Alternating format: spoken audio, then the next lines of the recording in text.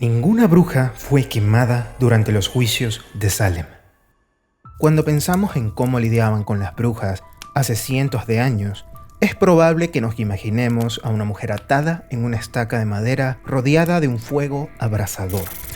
La quema de brujas se ha arraigado tanto en la idea colectiva de la cacería de brujas que se ha vuelto un cliché.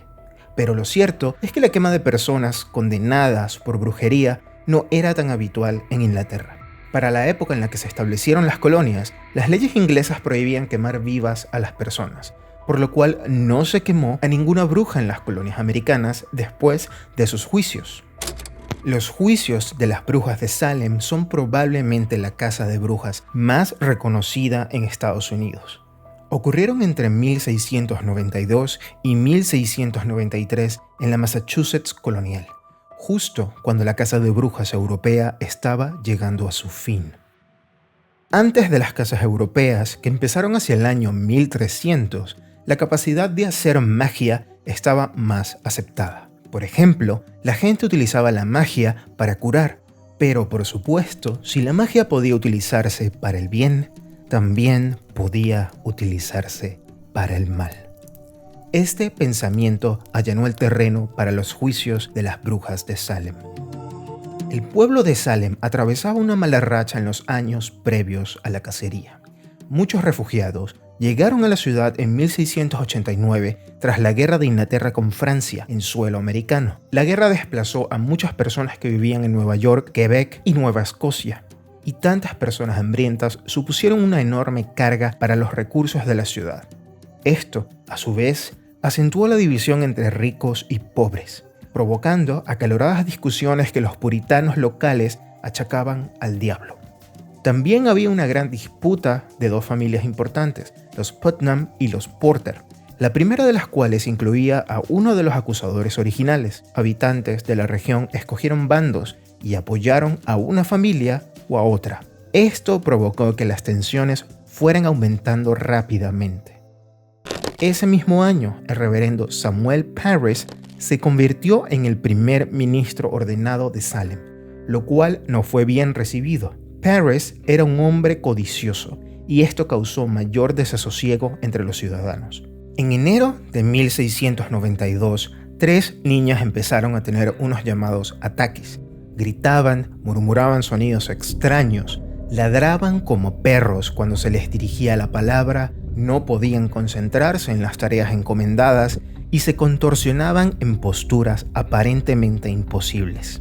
Esto empezó a ocurrir después de que las chicas empezaran a experimentar con técnicas de adivinación para intentar averiguar cómo acabaría su vida y a qué se dedicarían sus maridos. Una de las chicas era Betty Parris, de 9 años, la mismísima hija del reverendo Parris que mencionamos anteriormente. Y otra era su sobrina, Abigail Williams, de 12 años. La tercera era Ann Putnam, de 12 años, parte de una de las poderosas familias implicadas en la disputa que tenía al pueblo dividido. Cuando rezar no solucionó el problema, el reverendo llamó a un médico que no pudo explicar la causa de los ataques. Declaró que algo sobrenatural afectaba a las niñas. En febrero, las víctimas de la obra del diablo confesaron ante un juez que 3 mujeres eran las responsables de provocarles los ataques: Sarah Osborne, Sarah Good y Tituba, la esclava de los Parris. Interrogaron a las mujeres, pero solo Tituba confesó el crimen. Las 3 fueron encarceladas, no quemadas en la hoguera. Aunque las 3 presuntas brujas estaban tras las rejas, el pueblo de Salem se volvió paranoico. En un arrebato de histeria colectiva y probablemente un poco de ganas de aprovechar la situación para deshacerse de sus enemigos, señalaban a supuestas brujas a diestra y siniestra, incluso por los delitos más leves. Cuando terminó la cacería, unas 200 personas fueron acusadas de brujería. No obstante, solo 20 personas terminaron ejecutadas.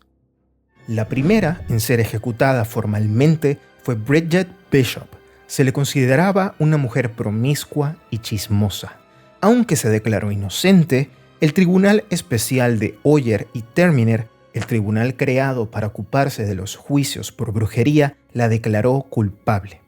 El 10 de junio de 1692 fue ahorcada en lo que se conocería como Gallows Hill, o la colina de los ahorcados. 18 mujeres más siguieron los pasos de Bishop, siendo colgadas en la colina. Además, un anciano llamado Hill Corey fue aplastado hasta la muerte con piedras pesadas. Muchas más personas enfrentaron juicios y acabaron en prisión, y varias de ellas murieron mientras estaban encarceladas. Entre ellas estaba Sarah Osborne, una de las primeras llamadas brujas condenadas. Curiosamente, a Tituba, que confesó brujería desde el principio, la soltaron un año después de encarcelarla cuando alguien pagó para sacarla. Como los juicios de las brujas de Salem demuestran, la forma más habitual de deshacerse de una bruja era una ejecución pública con la horca. En Gran Bretaña se consideraba la brujería un crimen contra el gobierno y un delito punible con la horca. Dado que las colonias americanas aún estaban bajo el dominio británico en esa época, Salem se ocupaba de las brujas usando el ahorcamiento. A veces, también se decapitaba o ahogaba a las brujas, y sí, en otras partes del mundo, a veces se les quemaba vivas. Es probable que la quema de brujas pasara a la historia como el método de ejecución más popular debido a lo que les ocurría a las brujas después de morir. Las autoridades solían quemar los restos de la bruja para protegerse a sí mismas y al pueblo de cualquier mal que pudiera desearles tras su muerte. No mucho después de los juicios a las brujas de Salem, en 1702, el Tribunal General declaró que los juicios habían sido ilegales después de que muchos de los implicados en las condenas confesaran que habían tomado sus decisiones por error. En 1711, los herederos de las víctimas recibieron 600 libras para aliviar el golpe de perder a un ser querido, y se restableció la buena reputación de las víctimas. Sin embargo, hasta 1957, la ciudad de Massachusetts no se disculpó formalmente por los hechos. En cuanto a las niñas, que fueron las causantes de todo, una de ellas, Ann Putnam, se disculpó más tarde en 1706, declarando: «Deseo ser humillada ante Dios por aquella triste y vergonzosa providencia que aconteció a la familia de mi padre alrededor del año 92. Que yo, siendo entonces una niña, fuera, por tal providencia de Dios, convertida en instrumento para acusar a varias personas de graves crímenes por los que les fue arrebatada la vida, a quienes ahora tengo justos motivos y buenas razones para creer que eran personas inocentes, por lo que temo con razón haber sido instrumento con otros, aunque ignorante e inconscientemente, para traer sobre mí y sobre esta tierra la culpa de sangre inocente.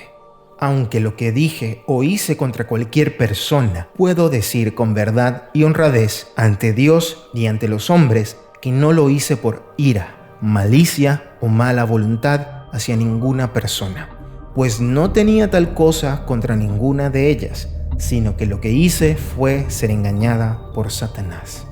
Y en particular, como fui el principal instrumento para acusar a la buena esposa Nurse y a sus 2 hermanas, deseo yacer en el polvo y ser humilde por ello, por haber sido causa, junto con otros, de tan triste calamidad para ellas y sus familias, por lo cual deseo yacer en el polvo y pedir encarecidamente perdón a Dios y a todos aquellos a quienes he dado justa causa de dolor y ofensa, y cuyos parientes fueron arrebatados o acusados.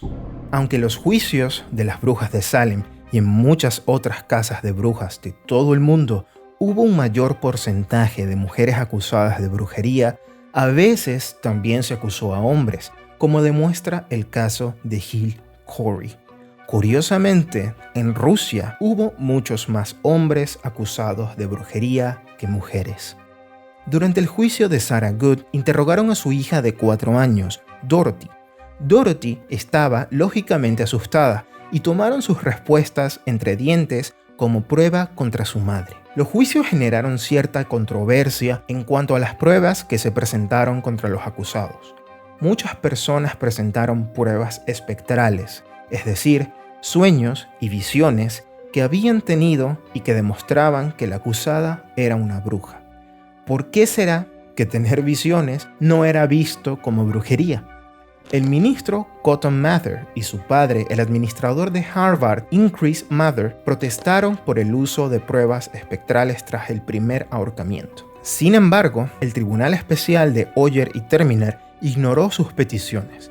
En octubre, se abolió el tribunal y se creó uno nuevo que no permitiría las pruebas espectrales. Al final, el nuevo tribunal solo condenó a 3 personas de 56 acusados.